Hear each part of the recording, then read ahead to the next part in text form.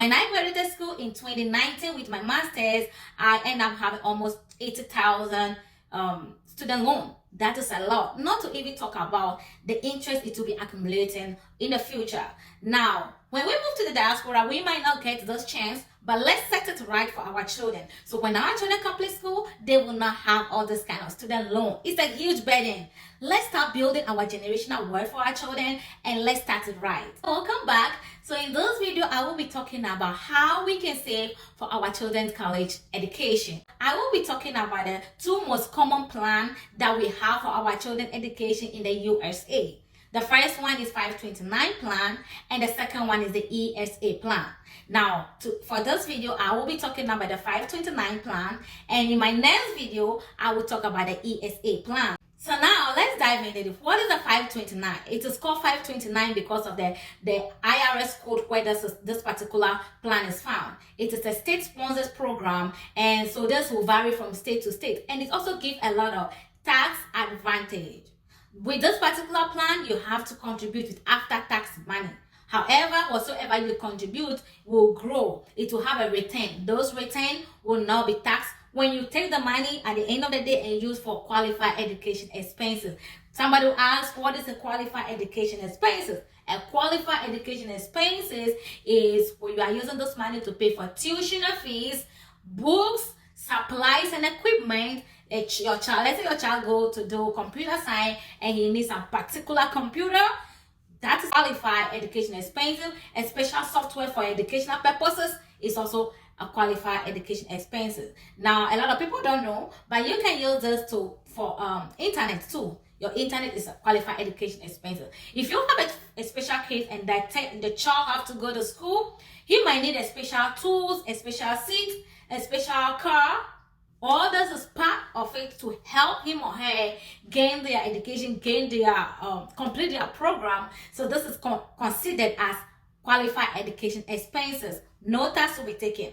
Can I use it for my phone? No, phone is not part, or regular transportation is not part of this particular education plan. Okay, now let's dive into which school can we use this for.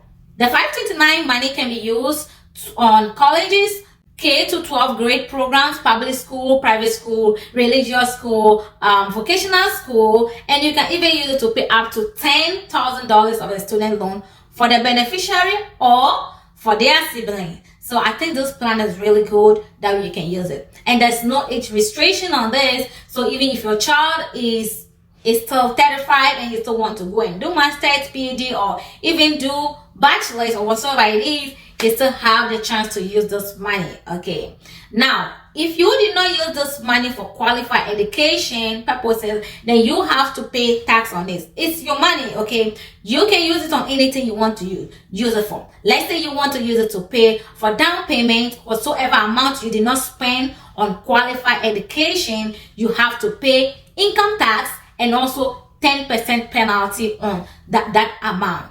But I don't see it as a bad thing. I think it's still win-win because it's better for your child to use that money than to go to the bank to borrow. Next question is, who can contribute to this particular plan? An auntie can open, siblings can open, so if I want to open for my sister, I can open. Okay, so anybody at all can open. There is no contribution limit on this. You can contribute as much as you can.